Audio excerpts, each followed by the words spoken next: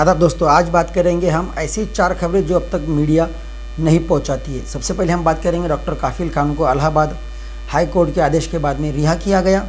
साथ ही में इम्तियाज जलील को पुलिसों ने हिरासत में लिया और फिर रिहा किया। प्रकाश अंबेडकर और उनके साथी 1200 लोगों पर पंढरपुर में केस फाइल हुई। वंचित ने दिया आंदोलन का इशारा और साथ में असदुद्दीन ओवैसी ने मानसून सत्र के मुद्दे को लेकर सरकार को ट्वीट के माध्यम से घेरा।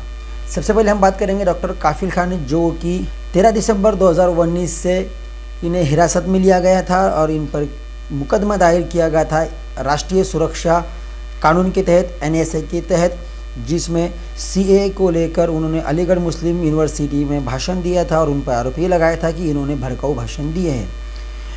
अलीगढ़ के कलेक्टर ने इन पर ये सब चार्जेस लगाए थे। सभी चार्जेस से इलाहाबाद हाई कोर्ट ने इन्हें बाइज्जत बरी किया, लेकिन फिर इन्हें जेल से रिहा नहीं किया गया।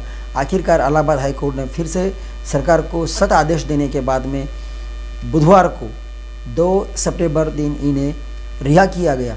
डॉक्टर काफिल खान ये कहते हैं, जो BRD मेडिकल कॉलेज के प्रवक्ता है, वो कहते हैं महर्षि वाल्मीकि ने रचित रामायण में ये लिखा है कि राजा को अपना राजधर्म निभाना चाहिए, लेकिन उत्तर प्रदेश की सरकार जो है राजधर्म नहीं निभा रही है, वो बाल हट कर रही है।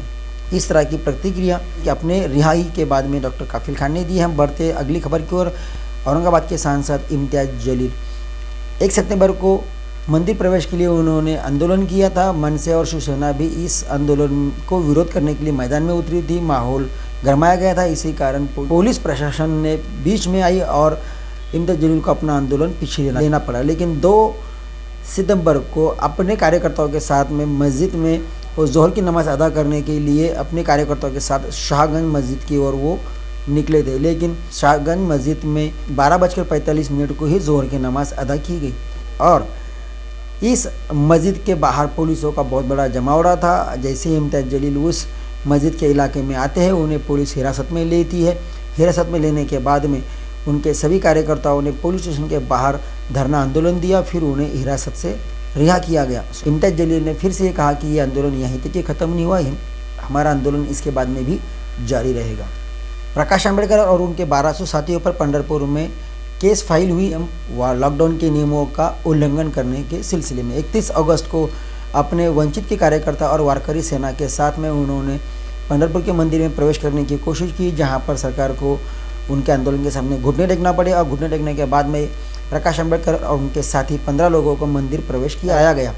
पर लॉकडाउन के नियमों का पालन का हवाला देते हुए पंढरपुर में उनके खिलाफ में केस फाइल हुई और वंचित के जो प्रवक्ता है आनंद चंदन शिवे ये कहते हैं कि अगर ये केस जो 1200 लोग और साथ में प्रकाश अंबेडकर पर जो केस फाइल हुई, अगर वो केस वापस नहीं ली गई तो महाराष्ट्र में वंचित बहुजन आघाड़ी आंदोलन करेगी।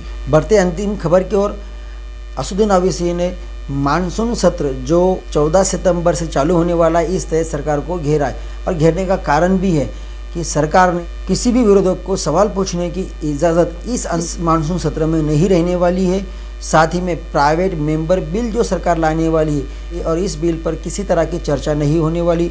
जब भी सरकार कोई बिल पेश करती है उस पर चर्चा होती है, सवाल जवाब होते हैं और बाद में वो बिल पास के लिए संसद में रखा जाता है। पर इस बिल पर किसी तरह की खास दिन का प्रावधान इस सत्र में नहीं किया गया। इसका मतलब ये बिल ऑटोमेटिक ही पास हो जाएगा और साथ में 0 आवर जो होता है, जिस 0 आवर में सरकार को सवालों के कटघरे में खड़ा करने का काम विरोधक करते हैं अपने सवालों के ज़रिए से, लेकिन सरकार ने इसकी भी इन्फॉर्मेशन अभी तक की नहीं दी है। सरकार के इस तरह के फैसले पर असदुद्दीन ओवैसी सरकार को सवालों के कटघरे में खड़े कर रहे हैं ट्वीट के माध्यम से, क्योंकि कोई भी विधायक को अगर सरकार को सवाल पूछना है तो 15 दिन के पहले उसे सांसद में ये नोटिस देना होती है कि सवाल पूछे जाने वाला है।